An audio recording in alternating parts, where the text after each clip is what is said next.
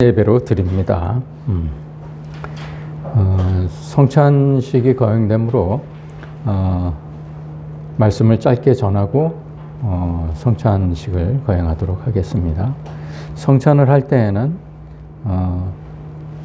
저쪽 뒤로 돌아서 옆에 계신 분들은 옆으로 오셔도 됩니다. 이쪽으로 해서 이쪽으로 돌아서 이렇게 자기 자리로 들어가도록 그렇게 하시면 되겠습니다. 여러분, 성찬이 무슨 뜻인지 아십니까? 성찬은 성스러운 음식이라는 얘기입니다. 성스러운 음식. 만찬은 가득 찬 음식. 이런 걸 얘기합니다.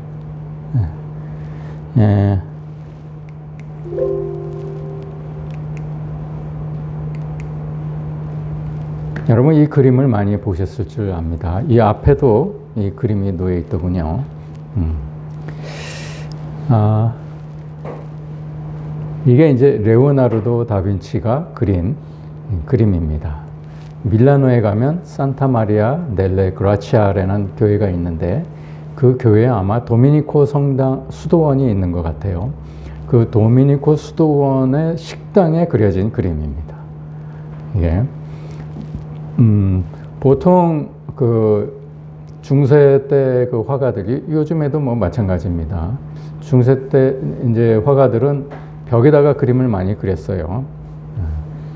그런데 두 가지 화법으로 그렸습니다. 이거 아주 기초적인 상식이니까 여러분들도 뭐 아시는 분이 많이 계시겠습니다만 아주 기초적인 상식이니까 여러분들이 모르시던 분들은 알아두시는 게 좋을 것 같습니다.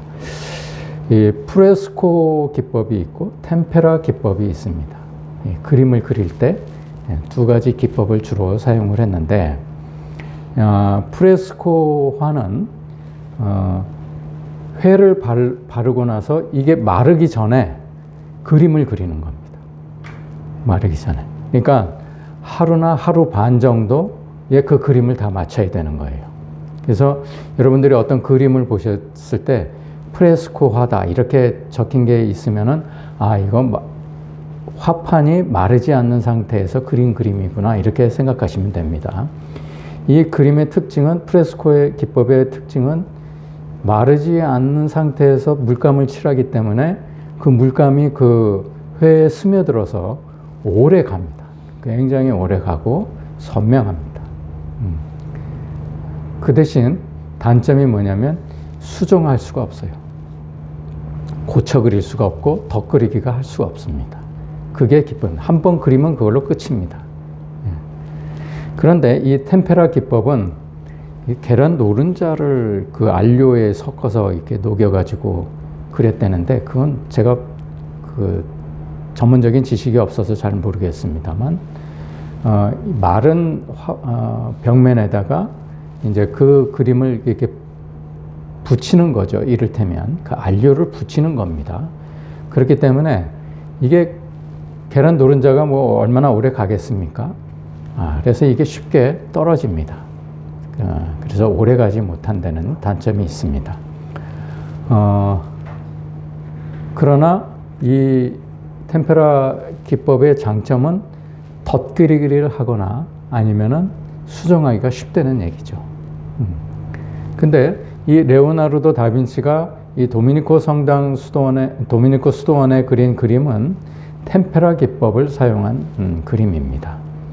그래서 더군다나 이 식당에는 습기가 많고 그럴 거 아닙니까? 많이 떨어져 나갔습니다. 그래서 그동안에도 한 10번 정도 덧그리기를 했다고 그럽니다. 그 후손들이 덧그리기를 하고 수정도 하고 그래서 이 그림을 지금 보존시켰다고 그러니까 아마 지금 있는 그림은 거의 대부분은 레오나르도 다빈치가 당시에 그린 그림이 아닐 수도 있습니다.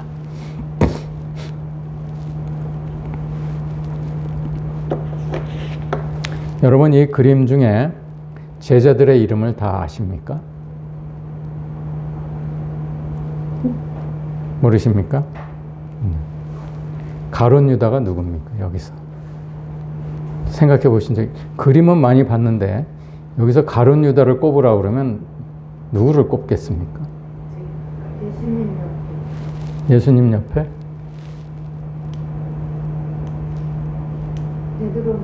베드로 뒤에. 이게 추워서 배터리가 나간 모양이네요. 베드로고 누가 베드로입니까? 이쪽에 베드로라고 생각하셨어요? 그래서 이게 가룟 유다 같습니까? 뒤? 이 사람이? 뒤? 이 사람이 가룟 유다 같습니까? 네. 제가 여러분들 앞으로 이 그림을 볼 때마다 각인시켜 드리기 위해서 제가 이렇게 자꾸 묻는 겁니다. 여러분들이 다시는 잊지 마시라고. 네. 아이고. 이게 이제 그림이 조금 흐리니까 이걸 다른 사람이 복제를 한 모양이에요. 이 그림이 좀 화나니까 이 그림으로 설명을 해드리겠습니다. 여기 이 사람 보이죠? 이 사람 보입니까? 네. 이 사람이 가룟 유다입니다. 가룟 유다 이제 어떻게 하느냐? 손에 돈주머니를 쥐고 있습니다. 네. 돈주머니를 쥐고 있고, 왼손은 예수님 쪽에 빵을 집으려고 이렇게 뻗고 있습니다. 보이시나요? 다시는 안 잊어버리실 겁니다. 네. 그 다음에 이 옆에 젊은 여자같이 생긴 사람이 있어요. 이 사람이 이 중에서 제일 나이가 어려 보이죠. 누구겠습니까? 요한입니다. 사도 요한. 사도 요한이 제일 나이가 어렸고 예수님께서 사랑하시는 제자이기 때문에 항상 옆에 붙어 다녔습니다.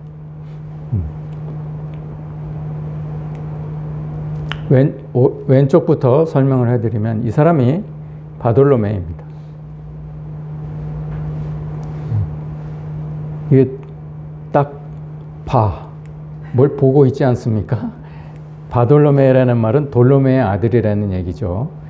그런데 이제 우리말로 이제 치면은 뭔가를 지금 보고 있습니다. 그래서 바돌로메입니다.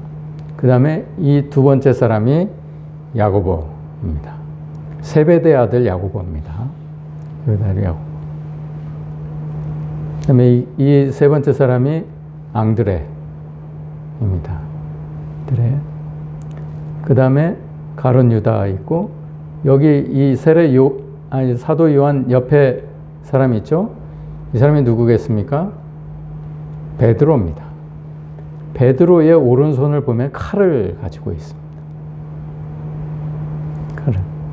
그래서 이 장면이 어떤 장면을 그렸냐면, 예수님께서 너희 중에 나를 배반하는 자가 있을 것이다. 그러니까 사람들이 전부 놀라는 장면입니다. 어떻게 그런 일이 있을 수 있습니까? 라고 놀라는 장면을 그린 그림이에요. 그러니까 아마도 베드로가 요한 보고 주님께 누군지 여쭤봐라. 내가 그놈을 죽일 테니까. 그래서 아마 칼을 들고 이렇게 설치는 것 같습니다. 이 사람이 베드로고, 이 앞이 가룟 유다, 그다음에 이게 사도 요한입니다. 오른쪽에 보면 이 사람이 손가락 하나를 들고 있죠. 이 사람이 누구겠습니까? 도마입니다. 도마. 예수님 창자국에 손가락을 넣어보지 않으면 내가 믿을 수 없다. 두 번째가 알페의 아들 야고보입니다. 세 번째가 빌립. 네 번째가 마태. 이 세리죠. 세리 마태. 다데오. 그 다음에 가나안인 시몬입니다. 이 시몬은 이 그림에서는 좀 까맣게 그렸죠. 가나안 사람이기 때문에 얼굴이 시큼해서 좀 까맣게 그렸습니다. 그래서 이 사람이 가나안 시몬입니다. 가나안인 시몬.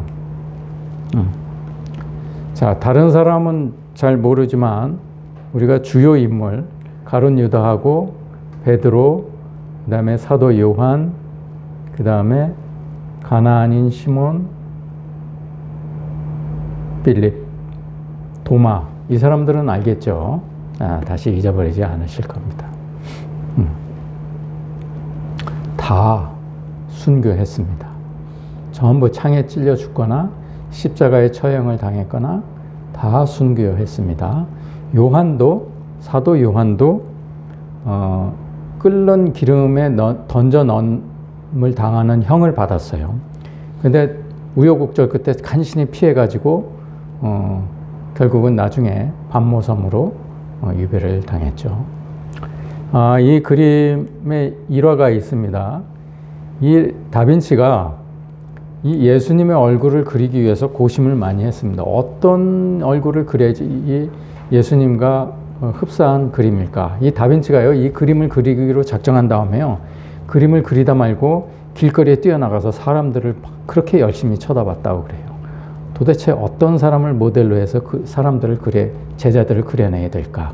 이러고, 이게 보통 그 프레스코화는 하루 반에 다 그려야 되는 그림인데, 이 그림은 몇 년 걸린 줄 아십니까? 7년 걸렸습니다. 그림. 7년에 걸쳐서 그렸는데, 이게 제자들의 그 얼굴들을, 제자들의 특성에 따라서 그 얼굴들을 그려넣느라고 그렇게 오래 걸렸던 것 같습니다. 그래서 아마 할 수 없이 템페라 기법을 사용했는지도 모르겠어요. 근데 그 일화가 있는데요. 예수님의 얼굴을 어느 시골 마을 그 성당에 가서 미사를 드리다가 그 성가대원 중에 한 명이 너무 성스럽게 보여가지고 그 아이를 예수님의 모델로 그렸다고 그런 일화가 있습니다. 그게 그 피에트로 반 디에리라는 아이였는데, 그 다음에 맨 나중에 그린 그림이 가룟 유다입니다.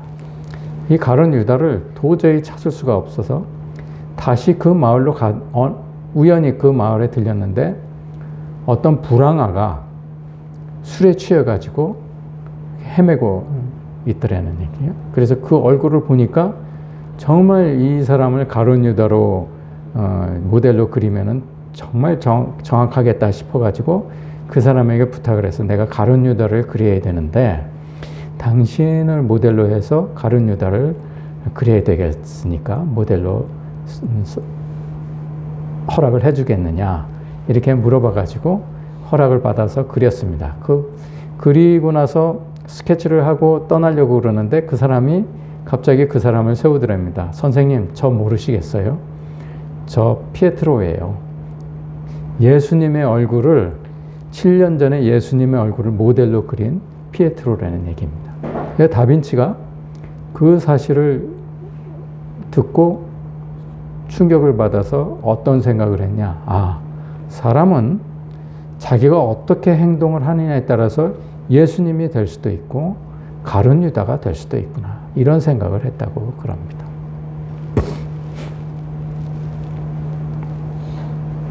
이 그림은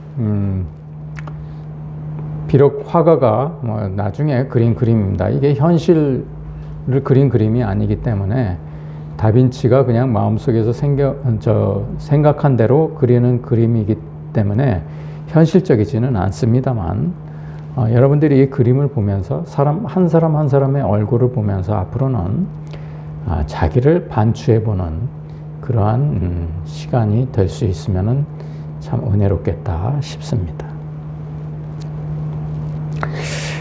자, 이 식탁을 보십시오. 이 식탁이 오늘날 우리가 이렇게 성찬을 하는 그런 식탁입니까? 아니면 그냥 밥을 먹는 식탁입니까?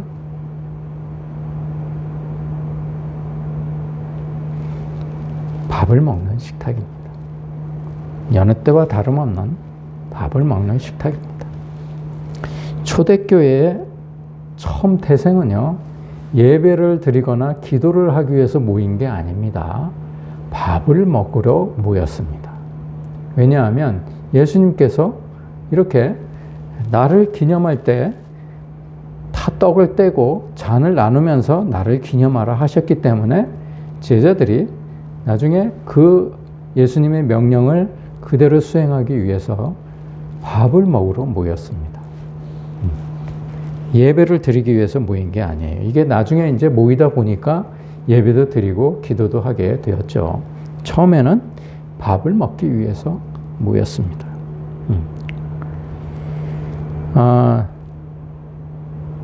그러므로 우리가 교회에서 밥을 먹을 때에는 주님을 기억하기 위함입니다.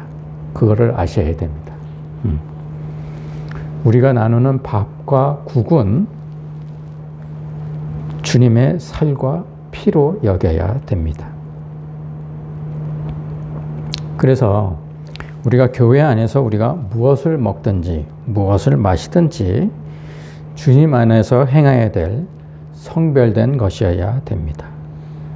물론 음식도 성별되어야 하는 것이지만 우리의 마음이 특별히 성별되어야 되는 것이죠. 우리 교인들이 집에서 정성스럽게 준비한 음식을 교회로 가지고 와서 교회에서 나누어 먹습니다. 그렇지 않습니까? 권사님들도 특별히 뭐 농약 안 친 것들, 무슨 유기농으로 재배한 것들, 이런 것들을 가지고 와서 공개하지 않습니까? 다 그런 뜻이 있는 것이죠. 집에서 먹다 남은 음식 상할까봐 가지고 오는 사람은 아마 없을 것입니다. 그렇게 성별된 것이어야 됩니다. 왜냐하면 그 음식이 예수님의 몸이고 그 국이 예수님의 피가 되기 때문에 그렇습니다. 우리가 매주 예배 끝나면 되도록이면 같이 모여서 음식을 나눕니다. 이것이 초대교회 성찬식의 원형입니다. 그래서 이렇게 다 모여서 원칙은 각자 접시를 들고 각자 자리로 들어가서 먹는 게 아니고 같이 모여서 먹는 것입니다. 근데 이게 언제부터인가 예배의 형식적인 의식으로 자리를 잡게 되었죠. 이것들이 사람들이 많다 보면 다 그렇게 할 수 없습니다. 그리고 또 이게 관례화 되어가지고 아주 습관적으로 먹는 음식이 돼버리니까 별도로 그런 생각들을 하지 못하게 원천적으로 봉사하기 위해서 별도로 성찬 기물도 마련하고 성찬 음식도 마련하고 성찬 잔도 마련을 하는 것이죠.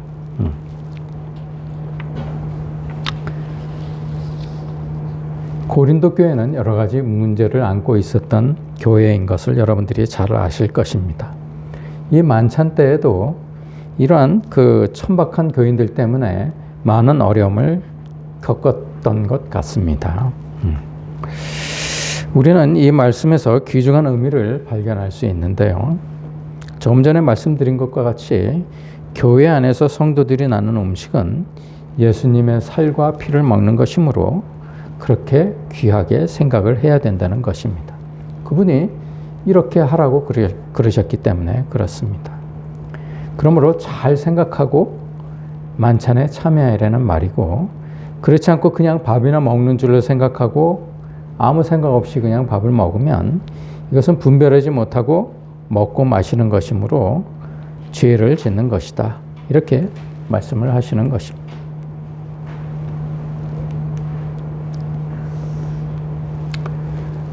여러분, 교회 안에서 먹고 마시는 것은 그러한 의미가 있습니다.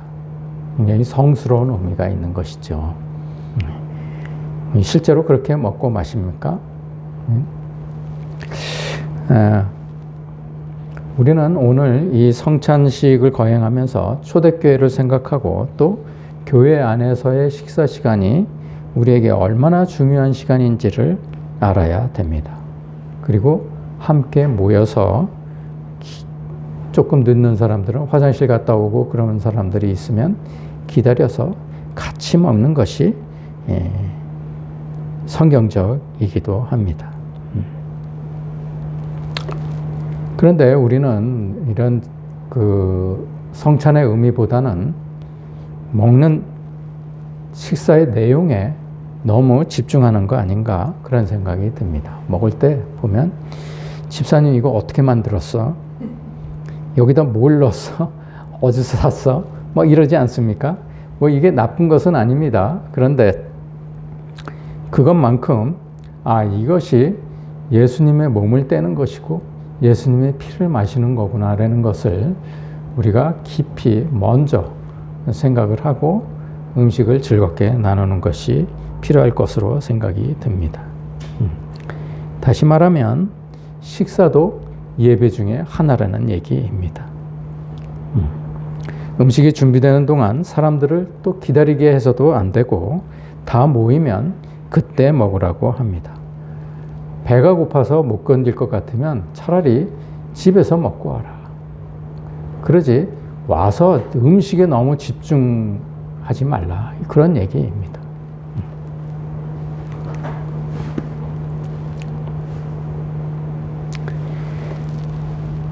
아마 오늘 본문은 당시에 식사를 먼저 하는 사람, 음식이 충분하지 않았던 것 같아요. 요즘 뭐 우리 같으면은 음식이 너무 풍요롭고 풍족해서 배가 불러서 못 먹지, 뭐 배가 고플 정도로 먹지는 않습니다. 그렇죠? 근데 당시에는 음식이 충분하지 않았던 것 같습니다. 그래서 이게 먼저 먹는 사람이 있었던 것 같아요. 그러니까 먼저 이 사람 저 사람 와서 먼저 먹다 보면 나중에 음식이 모자랄 거 아닙니까? 그러면 나중에 먹는 사람들이 못 먹는 경우가 생겼었던 것 같습니다. 그런데 만일에 그 나중에 못 먹는 사람들이 궁핍한 사람이라면 자신의 처지가 얼마나 비참하게 여겨지겠습니까? 그렇지 않아도 배가 고파 죽겠는데 교회에 와서까지 못 먹는다면 그 사람이 얼마나 비참하게 스스로를 생각하게 될 것입니까? 오늘 본문은 그걸 말씀하시는 겁니다. 바울이 그 얘기를 하는 것입니다. 먼저 먹는 사람들, 이 사람들이 이 식사에 합당하지 않은 자라는 얘기입니다. 자신의 신앙을 돌아보고 주의 몸과 피를 먹을 자격이 있는지 살피는 것도 중요한 일이다. 이 말씀을 하시는 겁니다. 그러니까 다 모여서 먹고 우리가 음식을 먼저 퍼서 먼저 주고 먼저 받은 사람이 먼저 먹는 게 아니고요. 원칙은 음식을 다 숫자대로 다 퍼서 한 자리에다 놓고 그 자리에 앉아서 먹는 겁니다. 같이 동시에. 그래야 올바른 성찬의 형식이 될 것입니다. 형식이 중요한 것은 아니지만 성찬의 의미를 살피려면 그렇게 먹는 것이 옳다는 얘기입니다. 그러나 먹을 때마다 밥을 한 숟가락 뜰 때마다 아이고 이거 주님의 몸, 국 한 숟가락 먹을 때마다 아이고 이거 주님의 피, 이렇게 먹지는 마십시오. 뭐 그렇게 먹었다가는 체하죠. 목구멍으로 그게 넘어가겠습니까? 그러나 주님의 최후 만찬의 의미를 잘 살피고 먹어야 하는 것은 우리가 늘 여겨야 될 일입니다. 식사는 예수님과의 연합을 얘기합니다. 특히 교회에서의 식사는 예수님과 연합을 하겠다, 이런 뜻이기도 합니다. 오늘부터 식사 시간이 엄청 부담스러워지시겠습니다. 식사 때마다 나를 기념하라 하신 것은 그분의 피 흘림에 동참해서 그분이 십자가에 죽으실 때 나도 십자가에 달리고 그분이 피를 흘리실 때에 나도 내 죄로 인하여 내 피를 흘린다는 그런 의식에 동참한다는 그런 의미를 갖고 있어야 된다는 것입니다. 그러므로 먹고 마실 때마다 내 몸이 그리스도의 몸이고 내 피가 그리스도의 피임을 먹음으로 느끼라는 얘기입니다. 이러한 마음 없이 성찬에 참여하는 것은 죄를 짓는다는 것입니다. 또 이 성찬은 연합하겠다는, 내가 그리스도와 연합하겠다는 믿음의 고백이기도 합니다. 주님께서 그를 가르쳐 주신 것이죠. 그러나 이 성찬식이 구원의 열쇠는 아닙니다. 우편 강도는 이 성찬에 한 번도 참여하지 않았습니다. 그럼에도 불구하고 구원을 받았습니다. 그런 걸 보면 이 성찬을 해야만 구원을 받는다는 것은 아니죠. 그러면 우리 믿는 자들은 주님을 기념한다는 의식 이외에는 이 성찬식이 다른 의미는 없음을 알아야 될 것입니다. 예수님의 죽으심은 모든 사람의 죽음과 같다는 것을 성찬식을 통해서 알려주시려는 것 뿐이었습니다. 고린도후서 5장 14절에 보면 한 사람이 모든 사람을 대신하여 죽었은 즉 모든 사람이 죽은 것이니라 라고 말씀을 하십니다. 이 성찬은 우리의 믿음의 고백이므로 성찬에 참여하는 사람은 모두 이런 고백을 해야 합니다. 그렇지 않으면 그 사람의 성찬은 죄가 된다는 것입니다. 믿음으로 행하지 않는 것은 모두 죄이기 때문에 그렇습니다.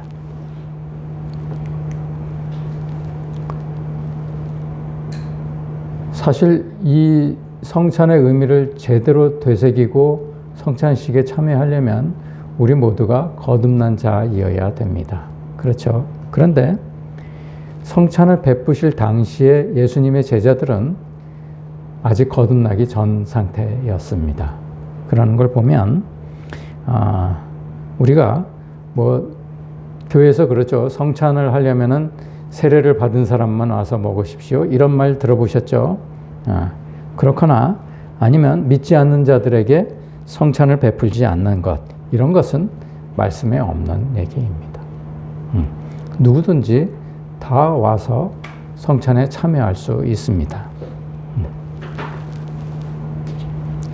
사실 세례를 받는 사람은 거듭난 사람을 얘기하는데요. 우리가 세례를 받았지만 거듭났습니까? 거듭나지 않았기 때문에 우리가 진정한 회개가 없지 않습니까? 진정한 회개가 있어야 세례를 받는 것인데 그러한 과정을 겪지 않고 그냥 때가 되었으니까 교회 등록한 지 1년 됐으면 무조건 세례를 받는 거예요. 그러니까 그 세례가 무의미한 것이죠. 그러니까 세례를 받은 사람, 안 받은 사람 구분할 필요가 없는 것입니다. 사실은 교회 대부분 99.9%는 세례를 받은 사람이나 안 받은 사람이나 똑같습니다. 그렇기 때문에 그걸 굳이 구별할 필요는 없는 것 같습니다. 여러분들은 그렇게 생각하지 않으십니까? 다만 우리는 주님의 이러한 성찬의 의미를 되새기면서 형식적인 성찬 의식이 되지 않도록 주의를 기울여야 될 것입니다. 이 일은 장차 우리의 모습이기도 합니다. 성도 여러분, 우리는 장차 하늘에서 그분과 함께 나머지 생을 살아갈 것입니다.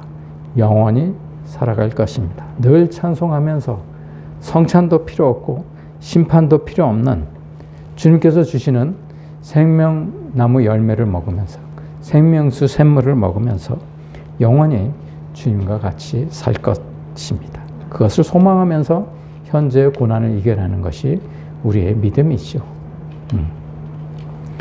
성찬식에 참여하는 자마다 예수님의 죽으심이 자신의 죽음이라는 사실을 부인하는 사람은 아마 거의 없을 것입니다. 그렇게 성찬식에 참여하라고 그러면 모두 아멘 그러고 성찬식에 참여합니다. 그렇죠? 그런데 그들의 실제적인 삶은 어떻습니까? 우리들의 실제적인 삶은 어떻습니까? 입술의 고백과는 너무 다른 삶을 살고 있지는 않습니까? 불편해하고 남을 시기하고 미워하고 남의 일을 뒷담화를 하고 그러지 않습니까? 그러면 예수님이 십자가에 달리시고 예수님이 우리를 위해서 피 흘리신 게 무슨 의미가 있습니까? 우리가 정말 예수님께서 그 귀하신 예수님께서 우리를 위해서 십자가에 달리시고 피를 흘리셨다는 사실을 여러분들이 믿는다면 여러분들이 삶에서 그렇게 살아서는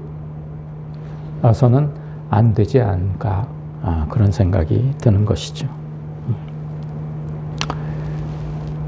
다시 한번 결론을 말씀드리겠습니다. 오늘 본문의 말씀의 요지는 우리가 무엇을 먹고 마실 때마다 주님을 기념하라 하신 주님의 당부의 말씀을 쫓는 것입니다. 주님께서 내가 왜 이 땅에 오지 않으면 안 되었는지, 내가 이렇게 부끄러움을 무릅쓰고 창피를 당하지 않으면 안 되었는지, 발가벗겨서 십자가에 달리고 피까지 흘리지 않으면 안 되었는지, 이러한 사실들을 너희가 음식을 먹을 때마다, 밥을 한 숟가락 뜰 때마다 예수님의 몸이다, 국을 한 숟가락 뜰 때마다 예수님의 피다라는 것을 기억하면서 나를 기억하라, 이 말씀입니다. 그러므로 성도 여러분, 성찬에 참여함으로 예수의 죽음에 동참하십시다. 그 십자가에 내가 달리고 그 피를 내가 흘려서 내가 예수님과 일체됨을 경험해 봅시다. 새해는 우리들의 신앙이 늘 하나님과 함께하는 진실한 믿음이 되고 하나님이 내 안에 거하고 내가 하나님 안에 거하는 영광스러운 증인들이 되시기를 간절히 소망합니다. 이제 성찬식을 거행하도록 하겠습니다.